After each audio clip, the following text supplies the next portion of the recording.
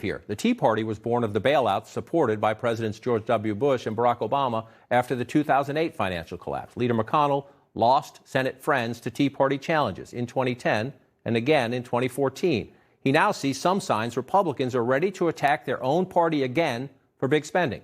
Take the former South Carolina Governor Nikki Haley, who tweeted, "I disagree that states should take federal money or be bailed out. This will lead to taxpayers paying for mismanagement of poorly run states.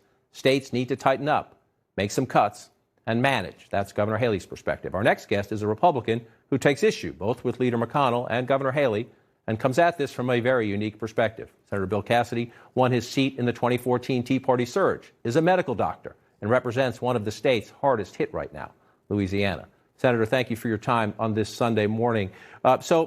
You might not be outnumbered because you have Democrats on your side in this let's get money to the states. I just want to put up the highlights of your plan. You propose, along with Senator Menendez of New Jersey, $500 billion, a state and local government rescue fund. And you see how it would be awarded there based on population side, based on COVID-19 cases, based on state revenue losses. With Democrats, maybe you're not outnumbered, but you're outgunned at the moment. Leader McConnell, and in the Washington Post today, the number 2 and the number 3 Republicans in the Senate leadership are saying, let's slow down about all this spending. How do you convince your leadership you need to do this? I can promise you, fellow Republicans support me. Fellow Republicans in my state support me. And I can tell you, all those small business folks who we hope vote Republican support me. Why do I say that? We spent $500 billion or so supporting small businesses.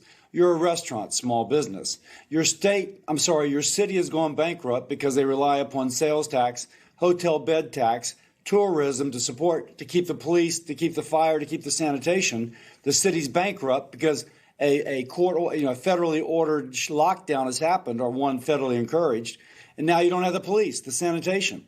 What's your restaurant going to do?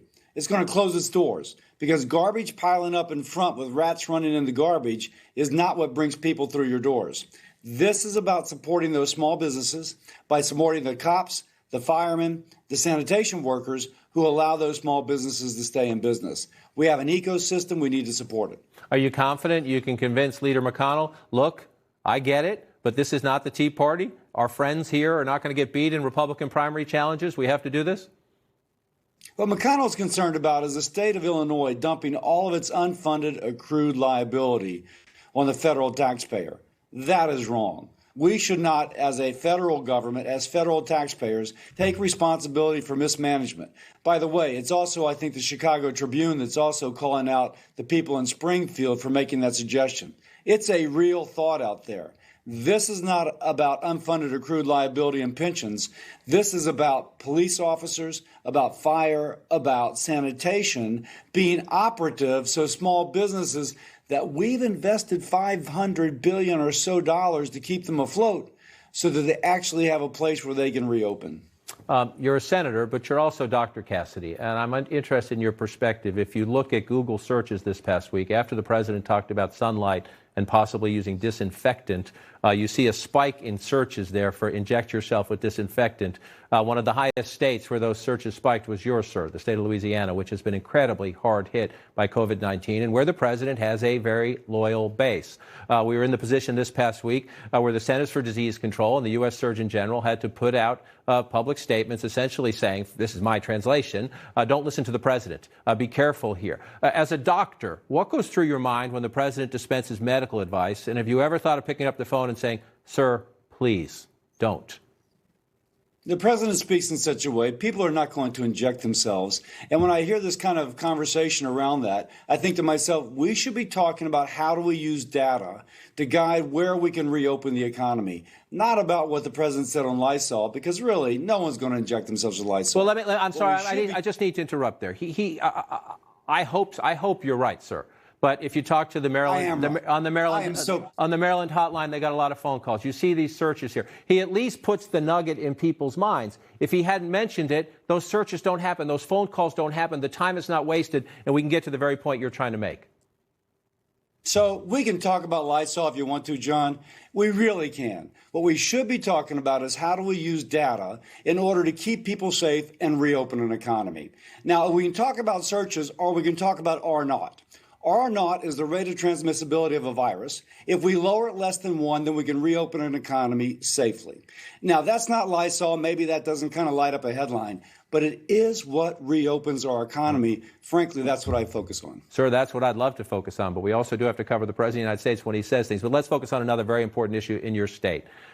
You came to office in 2015. As you know, this state has disproportionately hit your state and disproportionately hit the African-American community in your state. If I live in the lower Ninth Ward, I'm saying on this Sunday morning, I've heard this before, the politicians saying we will not forget. We will get to these disparities, the pre-existing conditions, if you will, that are making this worse in the community. How do you plan on getting at that? We started a conversation about there's a lot of money going out the door in Washington. There will be, and there has to be a conversation at some point about, whoa, slow down. We can't keep adding money to the deficit. We have to be careful about this.